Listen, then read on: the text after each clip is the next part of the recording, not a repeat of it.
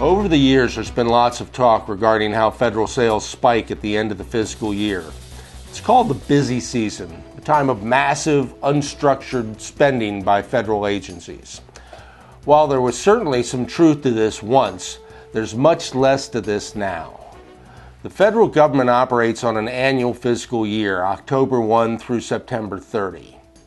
In the 80s and 90s, there was a significant flurry of activity to spend what was left in the agency budget rather than lose it. In its infinite wisdom, the federal government does not reward an agency for not spending their entire budget. They take it back and put it in the Treasury.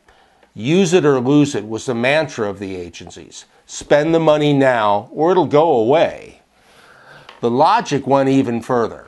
If you did not spend all of the money, your agency would get less in the subsequent budget year because obviously you didn't need all the money that you were provided before. Agencies have gotten savvier over the years. They're not waiting until the end of the FY to spend their money. The transparency issue around government spending has been in place in the government for years. Agencies are required by the Office of Management and Budget to report on future projects, justify these projects, and budget for them 2 to 3 years in advance. Submissions by federal agencies to the OMB are required by law, and you can find these at agency websites if you know what to look for. This is especially true for larger expenditures. The planning side of the process takes a long time. Then there's the bidding process, the award process, the program rollout. It all takes time.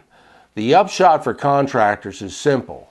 Although there's still a spike at the end of the fiscal year regarding spending, it's nowhere near what it once was. That does not mean that a spike does not occur.